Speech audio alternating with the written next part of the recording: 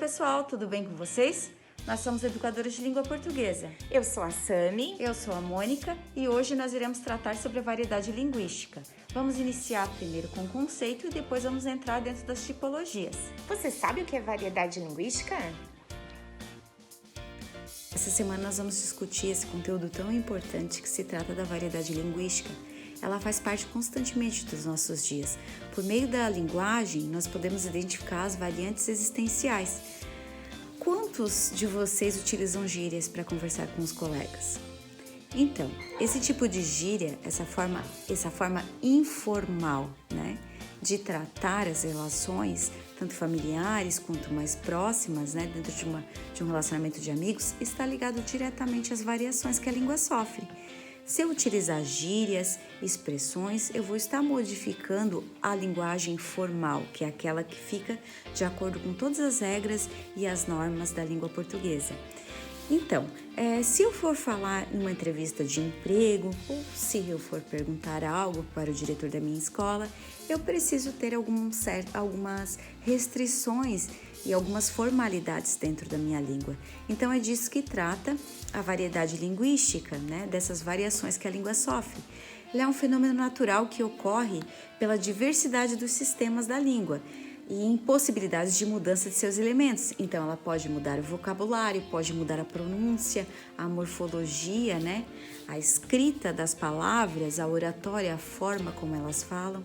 E de quais são esses fatores que implicam nessas mudanças? Elas existem várias características, pois a língua ela é dinâmica e ela está sempre mudando.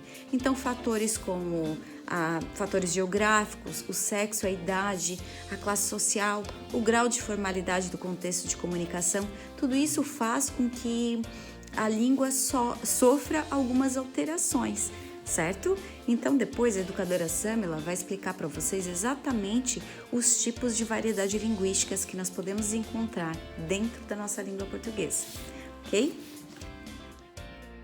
Então, a variação linguística consiste em um fenômeno que reúne diversas manifestações, faladas ou escritas, dos usuários de uma mesma língua.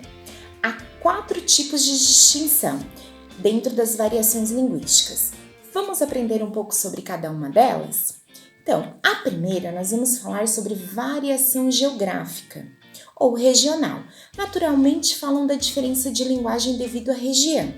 Essas diferenças tornam-se óbvias quando ouvimos um falante brasileiro, um angolano e um português conversando. Nos 3 países fala-se português, mas há diferenças imensas entre cada uma fala. Observe alguns exemplos de diferenças regionais.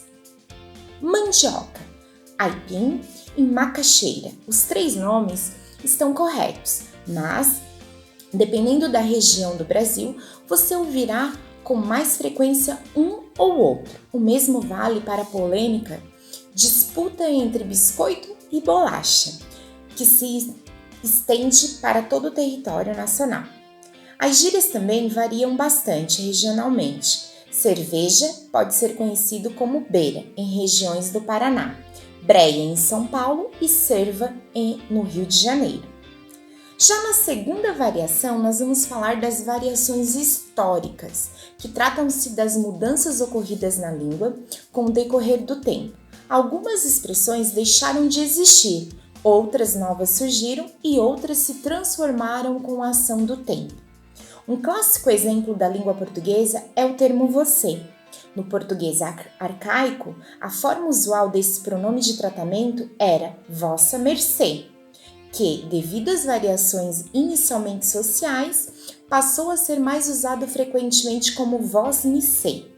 Com o passar do século, essa expressão reduziu-se, que hoje falamos como você, que é a forma incorporada pela norma padrão, visto que a língua se adapta ao uso de seus falantes e aceita pelas regras gramaticais.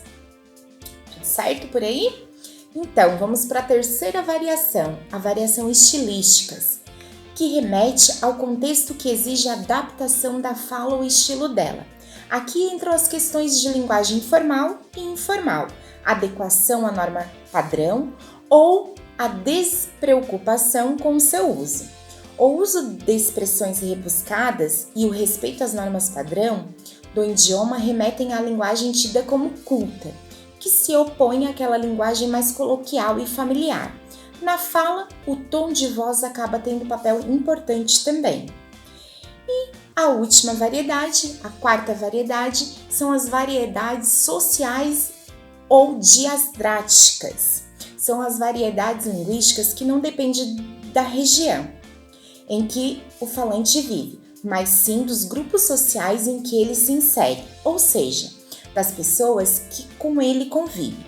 São as variedades típicas de grandes centros urbanos, já que as pessoas se dividem em grupos em razão de interesses comuns, como profissão, classe social, nível de escolaridade, esporte, tribos urbanas, idade, gênero, sexualidade e religião.